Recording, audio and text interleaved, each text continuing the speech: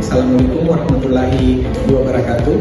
Perkenalkan, nama saya Uspar SPI MSI, NIDN 0922129203, salah satu dosen pada program studi Manajemen Sumber Daya Perairan Fakultas Pertanian Universitas Muhammadiyah Sinjai.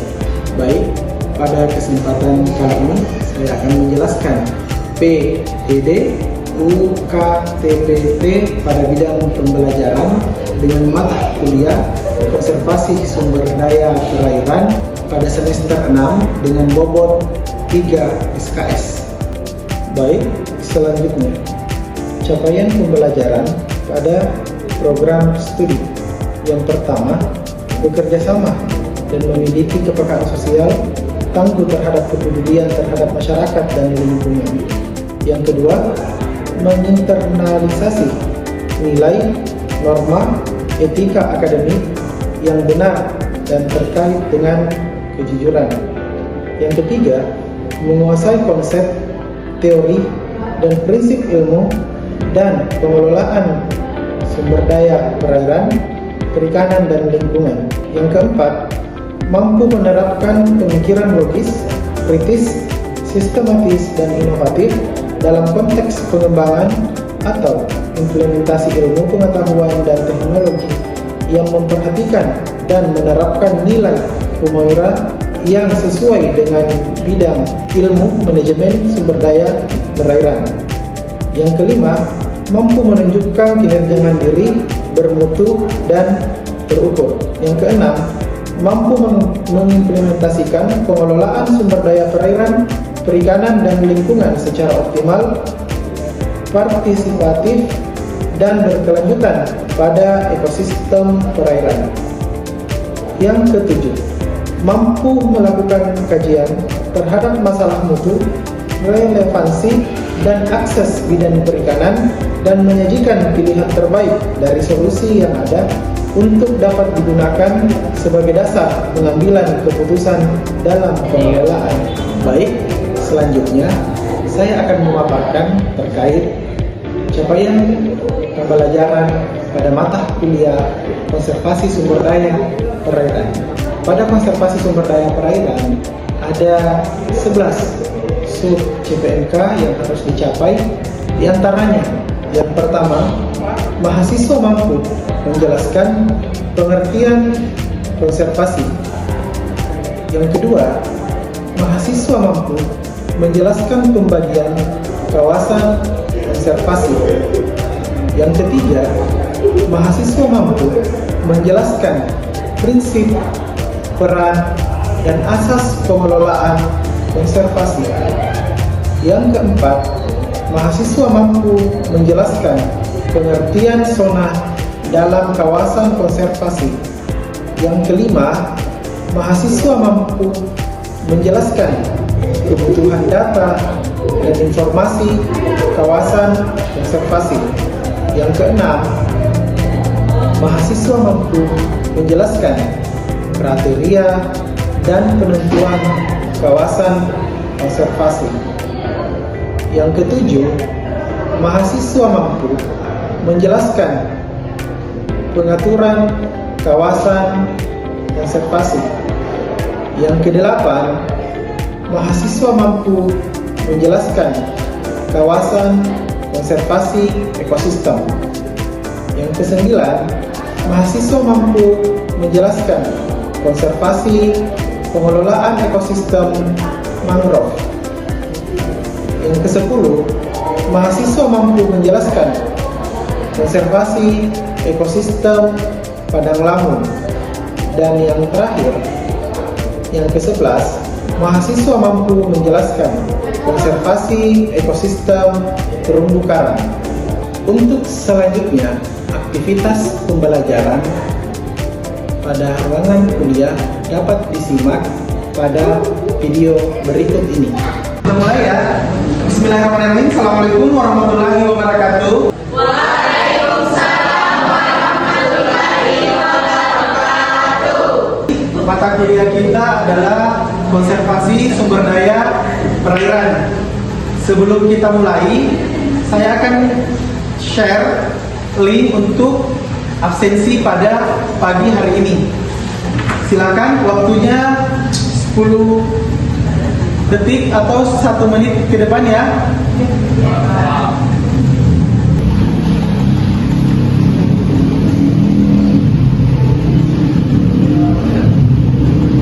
Bagaimana? Sudah selesai? Sudah, Pak. Oke, baik. Sebelum kita mulai untuk mata kuliah hari ini, ada yang masih ingat mata kuliah kemarin yang kita sempat bahas? Saya, Pak. Oke, silakan. Adapun mata kuliah minggu lalu, Pak, membahas tentang pengolahan dan konservasi. Adapun poin-poinnya, Pak, yang pertama proses ekologis, yang kedua tujuan dan sarananya, yang ketiga ancamannya, yang keempat proses evaluasi, dan yang terakhir pengolahan tentang konservasi. Ya, itu saja, Pak. Oke, masih ingat berarti ya. Kalau seperti itu kita lanjutkan untuk materi selanjutnya di konservasi ekosistem. Yang pertama, pemahaman tentang konservasi ekosistem. Ini pengertian dari konservasi ekosistem itu sendiri. Bisa teman-teman lihat di PowerPoint. Konservasi ekosistem tidak lepas sumber daya alam hayati. Menurut Undang-Undang Nomor 5 Tahun 1990 tentang konservasi sumber daya alam hayati dan ekosistemnya adalah pengelolaan sumber daya alam hayati yang pemanfaatannya dilakukan secara bijaksana untuk menjamin kesinambungan persediaannya dengan tetap memelihara dan meningkatkan kualitas keanekaragaman dan nilainya. Slide selanjutnya, tujuan konservasi ekosistem. Tujuannya kita perhatikan bersama, ada untuk mengusahakan terwujudnya kelestarian sumber daya alam hayati, keseimbangan ekosistemnya, sehingga dapat lebih mendukung upaya peningkatan keseimbangan dan peningkatan kesejahteraan masyarakat dan mutu kehidupan. Selanjutnya, yang ketiga, silakan satu orang. Oke, silakan bacakan. Implementasinya konservasi ekosistem. Konservasi sumber daya alam hayati dan ekosistem menjadi tanggung jawab pemerintah serta masyarakat. Konservasi sumber daya alam hayati dan ekosistemnya dilakukan melalui beberapa kegiatan, yaitu perlindungan sistem penyangga kehidupan yang merupakan satu proses alami berbagai unsur hayati dan non-hayati yang menjamin kelangsungan kehidupan makhluk, pelestarian keanekaragaman jenis tumbuhan dan satwa beserta ekosistemnya, serta pemanfaatan secara lestari sumber daya alam hayati dan ekosistemnya. Oke, konservasi ekosistem itu sendiri. Sebelum kita lanjut, apakah ada pertanyaan? Baik, silakan. Baik, terima kasih atas kesempatan yang diberikan. Pertanyaan saya yaitu yang termasuk dalam wilayah ekosistem pesisir itu apa saja? Terima kasih. Siapa pertanyaannya? Saya langsung jawab saja. Jadi kita untuk program studi manajemen sumber daya perairan di mata kuliah kita adalah konservasi sumber daya perairan. Kita fokusnya di 3 wilayah ekosistem. Yang pertama yang mungkin sering kita lihat itu ada di ekosistem mangrove. Sebentar akan kita jelaskan bagaimana ekosistem mangrove itu. Dan yang kedua itu ada konservasi untuk ekosistem lamun. Dan yang terakhir ada konservasi untuk ekosistem terumbu karang. Itu ya secara garis besarnya untuk wilayah konservasinya. Oke. Baik, yang pertama ekosistem mangrove. Baik, slide selanjutnya ya, zonasi mangrove. Ini menurut Dehan dalam Brussel. Ini berarti dalam penelitian ataupun dalam bukunya. Siapa yang bisa bacakan satu orang? Ini ada untuk wilayah zona air payau dan air laut dan air tawar dan air payau. Siapa? Silakan satu orang. Mangrove merupakan komoditas vegetasi pantai tropis yang dinominasi oleh beberapa spesies pohon mangrove yang mampu tumbuh dan berkembang di daerah yang tidak pantai berlumpur. Tipe hutan khas di sepanjang pantai berlindung atau muara sungai yang dipengaruhi pasang surut. Hutan yang komposisi vegetasinya hampir homogen tersusun dari spesies pohon atau batu yang kebanyakan tumbuh di tepi pantai yang terlindung. Disebut juga hutan pantai, hutan pasut, hutan payau, hutan bakau, dan manggar. Batasan bakau digunakan untuk jenis-jenis mikroflora, sedangkan mangrove untuk jenis-jenis tumbuhan yang tumbuh di lingkungan yang khas tersebut. Berapa? Itu ya. Jadi mangrove ini merupakan tumbuhan khas yang hidupnya dipengaruhi oleh pasang surut air laut. Tempat tumbuh untuk ekosistem mangrove itu yang pertama pantai datar dan berlumpur di daerah intertidal dan supratidal yang cukup mendapat aliran air, terlindung dari gelombang besar dan arus pasang surut yang kuat. Yang kedua, tumbuh lebat di muara dan sebaliknya di daerah bukan muara. Berarti ekosistem mangrove ini dia tumbuh baik di muara maupun bukan di muara, tetapi masih dipengaruhi oleh pasang surut air laut. Yang ketiga, tidak tumbuh di pantai terjal. Pantai terjal itu contohnya pantai yang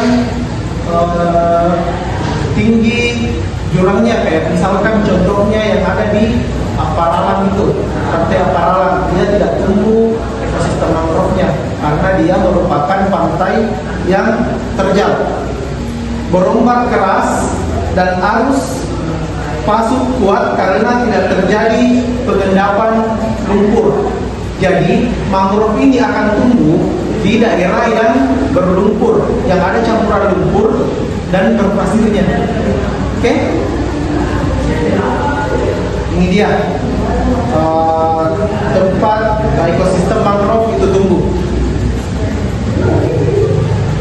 Baik, ini ada 4 contoh untuk wilayah tumbuh ekosistem mangrove itu sendiri.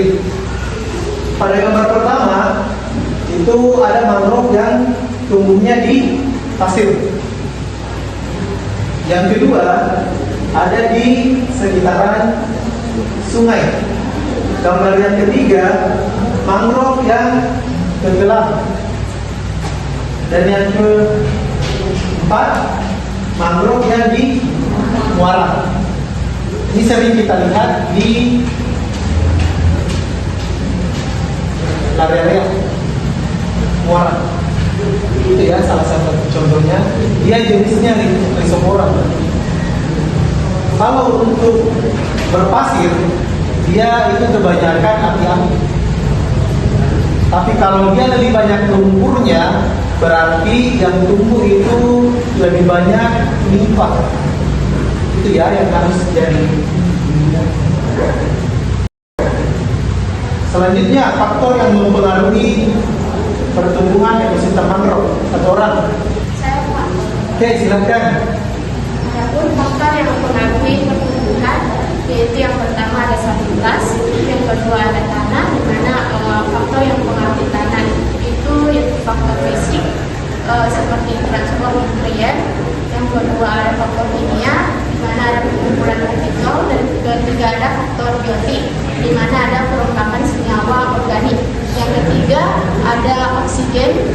Oksigen sangat terbatas, mengembangkan sistem pernapasan melalui akar dengan pneumatophores, sistem perakaran luas dan dangkal seperti akar, jangkung, dan lutut.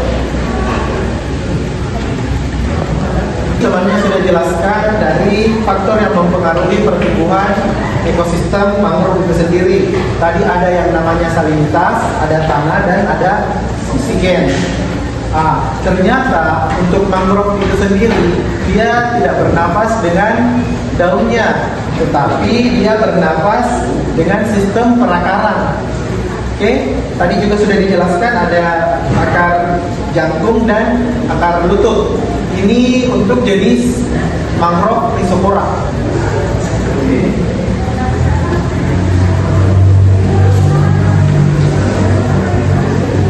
Selanjutnya sebaran hutan mangrove di Indonesia. Nih, untuk wilayah sebaran hutan mangrove yang ada di Indonesia. Jadi kita bisa lihat yang ada titik warna merah atau garis warna merah itu adalah wilayah-wilayah sebaran untuk ekosistem mangrove yang ada di Indonesia. Kita ada di sebelah sini, Sulawesi Selatan. Utara kan ada warna merah. Jadi yang mendominasi untuk kita di Sulawesi Selatan itu ada salah satunya di Kabupaten Sinjai, yaitu tongke-tongke. Di tongke-tongke itu banyak jenis mangrove, tetapi yang paling dominan adalah jenis Rhizopora. Oke. Selanjutnya, zonasi untuk ekosistem mangrove. Siapa? Satu orang? Silakan. Silakan. Adapun zonasi mangrove ditentukan oleh geografis, kisaran fase dan iklim. Yang pertama itu downward zone atau ke arah darat. Zona sempit sering bercampur hutan tropis, berdekatan dengan tanah yang ditumbuhi rumput, komposisi jenis yaitu contohnya seperti Exonocecaria megalocha, Lumizera, Victoria. Dan kedua yaitu Seriops zone, yaitu sampai ketinggian 5 meter, di mana menempati daerah lebar dengan jenis tunggal. Komposisi jenis yaitu Seriops de Chaudra. Terima kasih. Itu zonasi ekosistem mangrove itu sendiri.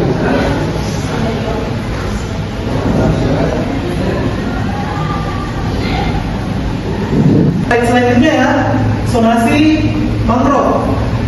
Ini menurut Dehan dalam Rusel. Ini berarti dalam penelitian ataupun dalam bukunya. Siapa yang bisa bacakan? Satu orang? Saya, Pak. Oke, silakan. Besar suaranya ya. Zona air payau atau air laut dengan salinitas 10 sampai 30%. Yang pertama yaitu area yang terendam 1 atau 2 kali per hari selama 20 hari per bulan. Hanya Rhizopora Ronata yang dapat tumbuh. Sedangkan nomor kedua yaitu area yang terendam 10 sampai 19 kali per bulan, yaitu Africania alba, Amarina, Cagneratia sp dan dominan Rhizopora sp. Yang ketiga yaitu area yang terendam kurang dari 9 kali per bulan, yaitu Rhizopora sp dan Bruguyera sp. Yang keempat yaitu area yang terendam hanya beberapa hari per tahun. Jenis mangrove yang dapat tumbuh yaitu Bruguyera arhita dominan dan R. articulata masih dapat hidup. Sedangkan bagian B yaitu zona air tawar atau air payau dengan salinitas 0 sampai 10%. Yang pertama, area yang kurang lebih masih di bawah pengaruh pasang surut, yaitu asosiasinya MIPA. Oke, itu ya untuk zona air payau ke air laut dan yang zona air tawar ke payau. Dan sudah dijelaskan tadi sama teman-temannya terkait jenis mangrove yang hidup pada salinitas masing-masing. Oke, pertama, daerah yang paling dekat dengan laut yang sering lebih ke arah darat, yang biasanya lebih banyak tumbuh atau yang mendominasi itu adalah Rhizopora sp ataupun Bruguyera. Yang ketiga, zona yang didominasi oleh Bruguyera terdapat pada zona transisi antara hutan mangrove dan hutan daratan rendah yang umumnya ditumbuhi oleh nipah yang biasanya banyak dimanfaatkan daunnya, seperti misalkan anyaman keranjang ataupun sebagai atap rumah. Oke, ini contoh sonasi mangrove yang secara umum di Indonesia. Kita bisa lihat bersama ya, ada Abyssinia, Chrysopora, Bruguiera, sampai ke nipah. Berarti dia untuk daerah di sini dia dekat dengan laut. Sampai ke area darat yang paling ujung itu ada nipah.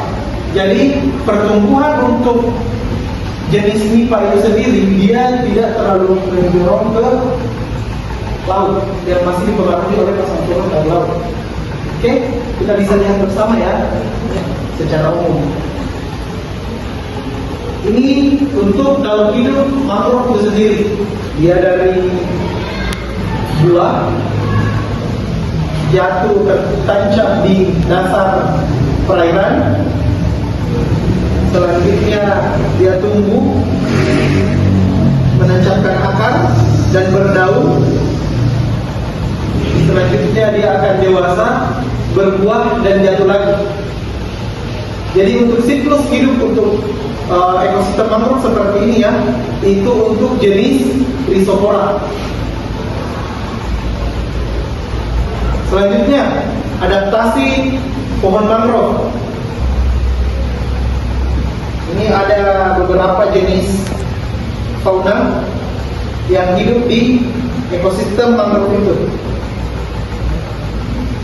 Yang pastinya ada ikan-ikan kecil, ada udang, ada kerang. Fungsi ekosistem mangrove, satu orang silakan. Saya Pak. Oke, silakan Mbak. Fungsi mangrove yang pertama itu kemampuan mendukung eksistensi lingkungan fisik dan biota. Yang kedua sebagai penahan angin, ombak dan arus. Yang ketiga sebagai pengendali banjir. Yang keempat sebagai perangkap sedimen. Yang kelima sebagai penahan intrusi air asin. Yang keenam tempat persembunyian dan perkembangbiak biota akuatik. Yang ketujuh tempat penyumbang zat hara untuk perairan di sekitarnya. Itu ya untuk fungsi ekosistem mangrove itu sendiri. Tadi sudah dijelaskan. Ini salah satu contoh ekosistem mangrove sebagai penunjang kehidupan masyarakat pesisir. Ini sering terjadi mungkin untuk di daerah pesisir ataupun yang paling kita tahu di sini itu adalah daerah Tongke-Tongke yang memang lebih didominasi oleh hutan mangrove. Jadi banyak masyarakat daerah sana yang memang memanfaatkan ekosistem mangrove ini sebagai penunjang kehidupannya mereka.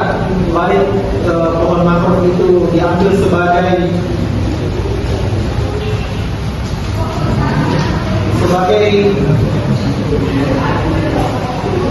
kayu bakar maupun sebagai tempat untuk menangkap ikan.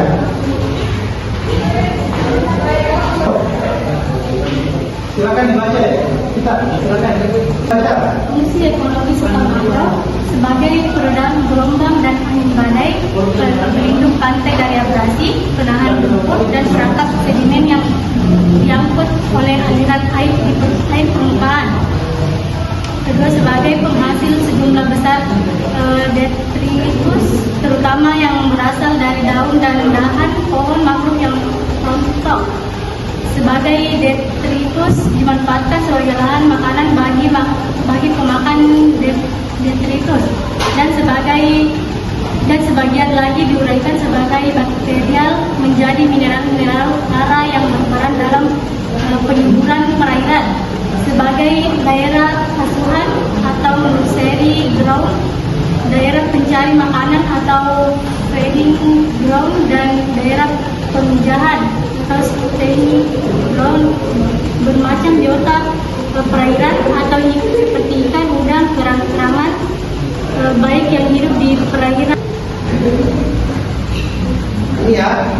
satu contoh fungsi dari hutan mangrove itu sendiri sebagai daerah asuhan. Jadi ada banyak jenis biota yang hidup di daerah mangrove itu sendiri. Ini kita bisa perhatikan pada gambar di atas. Oke. Ini juga ada contoh ekosistem mangrove yang pertumbuhannya masih bagus ya. Kita bisa lihat bersama. Ini masih subur-subur hutan mangrove-nya. Oke, cukup sekian untuk hari ini terkait konservasi ekosistem mangrove. Yang nanti mungkin selanjutnya di pertemuan selanjutnya kita akan bahas untuk konservasi ekosistem padang laut. Itu ya. Tugasnya sekarang teman-teman mahasiswa cari jurnal terkait konservasi ekosistem mangrove. Itu ya yang menjadi tugasnya. Ada pertanyaan terkait tugasnya? Tidak ada? Oke, jadi nantinya dirangkum ya untuk jurnalnya dan selanjutnya akan kita bahas di pertemuan berikutnya. Oke, tidak ada lagi pertanyaan. Kalau tidak ada lagi pertanyaan untuk hari ini kita akhiri ya. Absensinya sudah selesai. Tugasnya silakan dikerjakan. Minggu depan akan kita bahas. Baik, untuk hari ini cukup. Bisa berhak, Assalamualaikum warahmatullahi wabarakatuh. Waalaikumsalam warahmatullahi wabarakatuh.